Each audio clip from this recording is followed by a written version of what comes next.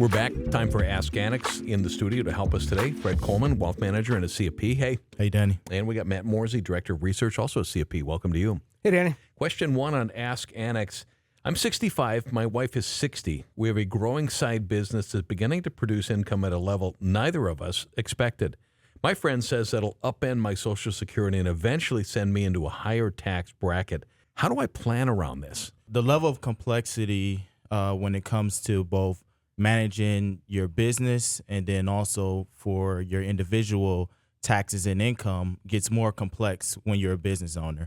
And it's important to understand that, your business income is going to affect your personal side, but also your personal side is going to affect your income. So you can plan for them separately, but it's best to not only plan for them in separate ways, but also bring them together simultaneously so you can have the clearest view on how one impacts the other. Generally speaking, if you make more money, your taxes are going to be higher. You're going to be in a higher tax bracket. That doesn't necessarily mean that it's a bad thing. We all want to make more money. With that being said, you also are going to get more tax deductions, and there's going to be more planning opportunities for business owners that aren't necessarily available to non-business owners. So you can structure your retirement plan so that it benefits you. There's also additional tax deductions. Essentially, the tax code is built for business owners. On the Social Security side of things, your benefits are going to be based on your 35 highest years of earnings. So in this situation, it may make sense to wait to take Social Security until full retirement age, because if not, your Social Security will be reduced. So to ensure that this is planned correctly, you want to maximize your income, but also time your Social Security out correctly. You guys are both CFPs. Yes. Is there a chapter in there called Mo Money, Mo Problems? Is that what this is? I've never heard of that. I think I missed that one too. Yeah. Question 2 on Ask Annex. At what point should an investor consider alternatives? Also, what percentage of a portfolio could be set aside for alts? Matt, can you define alternatives anyway? It's kind of a catch-all for a lot of different things. Generally, you're going to be looking at non-publicly held companies, or non-publicly traded debt or bonds. So you're thinking private equity, you're thinking private credit, maybe hedge funds are going to fit into that space as well too, private real estate or infrastructure. So things that are generally not on the stock market or publicly traded bond market. That is, as a topic, is something we're hearing more and more about from our clients or different people who are asking about it.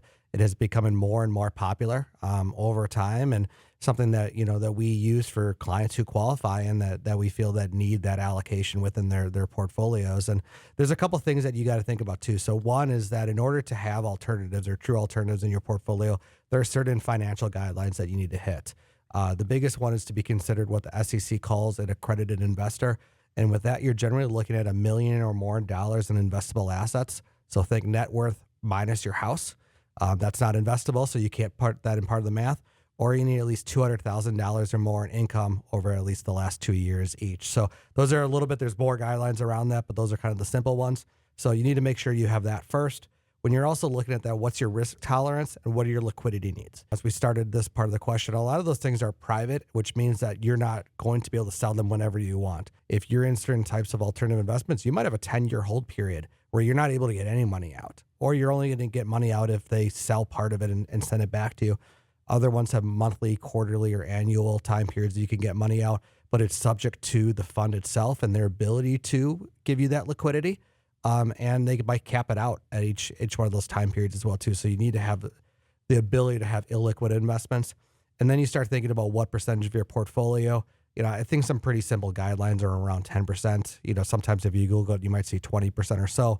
Really, really high net worth clients might have more, but I'd start on that smaller end of it if it's something you qualified for and really needed. Pretty sophisticated stuff. Yeah, definitely. And it all depends on your situation. Like Matt said, there's not a set rule of thumb as far as what you should have. There's a lot of complexities when it comes to taxes, liquidity. But, like Matt said, private equity, private credit, all these things can offer some good diversification and good returns as well. Who is it? SEC says you got to be in a credit. So they're basically like the doorman. You can't get into this club. It's 100%. Right? It's hard to get into this club. It's very hard to get into that club. And the idea there is that theoretically you should be more sophisticated at that level in terms of their mindset, that you'd be able to handle that additional risk. So they put some of those floors on there to make sure. Fred, I'm picturing you going straight through Art. You talked about art on a previous Ask Annex. That would, fall as an alternative as well too. So Fred, that portfolio you're trying to grow there would help. Yeah. Maybe my art portfolio will get me in there. But that's the art you didn't buy at that show. You didn't have to mention that.